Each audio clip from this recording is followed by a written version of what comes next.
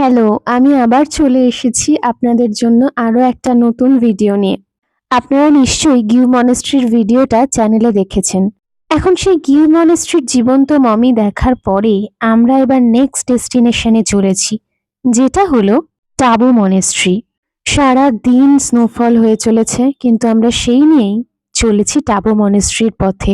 এই টাবু মনাস্ট্রি হচ্ছে সবচেয়ে প্রাচীনতম মনাস্ট্রি, যেটা প্রতিষ্ঠিত হয়েছিল 996 খ্রিস্টপূর্বাব্দে। মনেস্ট্রিটা গোটাটাই তৈরি হয়েছে মাটি এবং কাঠের মাধ্যমে।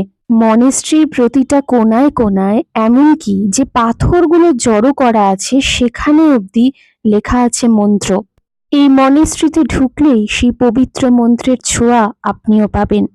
টাবু মনেস্ট্রির চারিদিকে রয়েছে টাবু কেভস, অর্থাৎ কিছু ছোট ছোট গুহা, যে গুহাগুলোর মধ্যে অ্যাকচুয়ালি বুদ্ধিস্ট মঙ্করা ঢুকে সাধনা করতেন। এবং একটা কথা আপনাদের এই প্রসঙ্গে বলে রাখি, এখানে যেহেতু ভেতরে ক্যামেরা অ্যালাউ করেনি তাই দেখাতে পারলাম না। এখানে ভিতরে রয়েছে এমন একটা জায়গা যেখানে ভেজিটেবল কালারের মাধ্যমে রয়েছে বিভিন্ন চিত্র, যে কারণে এই জায়গাটাকে বলা হয় অজন্তা অফ হিমালয়া। সেখানে আলাদা করে কোনো টর্চ, কোনো আলো ব্যবহার করা যায় না। ফোনে ফ্ল্যাশলাইট তো নয়ই, কারণ সেটা এতটাই প্রাচীন। টাবু মনেস্ট্রি দেখে এরপর আমরা চলেছি ধনকর মনেস্ট্রির দিকে। এখন বাইরে -8।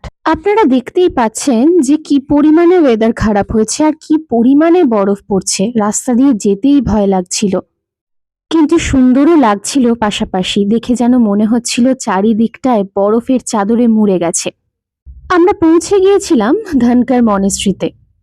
এই ধনকর মনেস্ট্রি রয়েছে 12,774 ফিট উঁচুতে, এবং এই মনেস্ট্রিটাকে দূর থেকে দেখলে মনে হয় কোনো ফোর্ট। বলা হয় যে এই মনেস্ট্রি নাকি বৌদ্ধ সাধুদের মন্ত্রের দ্বারা তৈরি। এখানে কাছে একটা লেকও রয়েছে। বলা হয় সেই লেক দেখলে নাকি আপনার মনের ইচ্ছা পূরণ হবেই হবে। যাই হোক, সেদিন একটা উৎসব চলার জন্য আমরা মনেস্ট্রিতে ঢুকতে পারিনি, কিন্তু আপনারা গেলে অবশ্যই কিন্তু এই মনেস্ট্রির ভেতরে যাবেন। আর পরের ভিডিও আসবে কি মনেস্ট্রির। আপনারা সাবস্ক্রাইব করে আমার চ্যানেলের পাশে থাকবেন।